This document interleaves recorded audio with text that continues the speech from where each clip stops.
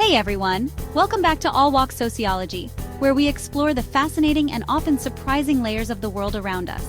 Today, we're diving into a topic that reshapes how we think about our cities. That's right.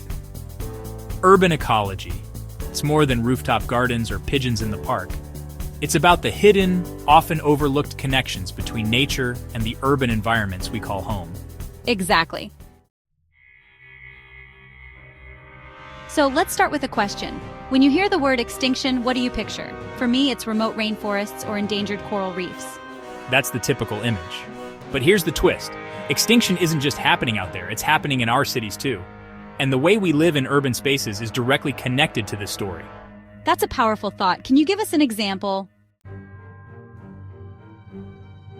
Sure, let's talk about cotton farming in Uzbekistan.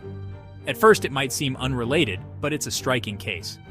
In Uzbekistan, cotton is deeply tied to cultural identity, but the drive for large-scale production relied on massive irrigation, which caused the Aral Sea to shrink drastically, one of the biggest ecological disasters in history. Wait, cotton farming caused a massive environmental catastrophe? Exactly. The demand for cotton drove unsustainable irrigation practices, draining the Aral Sea and devastating local ecosystems. It's a stark reminder of how interconnected human decisions are to ecological consequences, even in ways we might not expect. That example really drives home the idea that human actions ripple across ecosystems. So how does this tie back to cities? Great question. Cities are often seen as hubs of environmental harm. Pollution, loss of green space, you name it. But they're also places of opportunity.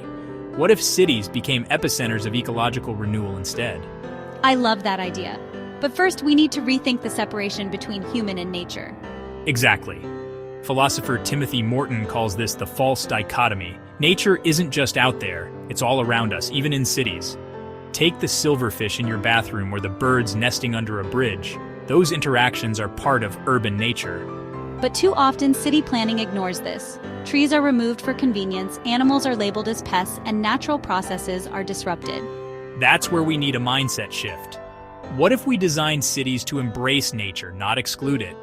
The concept of polyphonic assemblages offers a new lens, seeing cities as interconnected ecosystems where humans, animals, plants, and even buildings coexist. Sounds intriguing. How does that look in practice? Let's take some examples. In Hamburg, Germany, green roofs are designed with nesting spaces for sparrows, supporting biodiversity. Or consider Milan's Bosco Verticale, a vertical forest home to 20,000 plants and trees, bringing birds and insects back to the city. That's incredible, and it's not just parks, it's about embedding nature into the very fabric of urban spaces. Exactly. In Seattle, the Pollinator Pathway Project connects green spaces with corridors of native plants, helping bees and other pollinators thrive. Meanwhile, Urban Reef in the Netherlands uses 3D printed structures made from natural materials to create habitats for fungi, plants, and even microorganisms in city spaces. That's brilliant. It shows how creative design can turn even mundane structures into thriving ecosystems. It's all about reimagining the possibilities, but it doesn't stop with architecture. Cities are finding ways to resolve human-wildlife conflicts too. In Singapore, wildlife corridors connect habitats, allowing animals to navigate urban areas safely. And in San Francisco, education programs teach residents how to coexist with coyotes, reducing fears and fostering understanding. These efforts show that coexistence is possible, even in dense urban environments.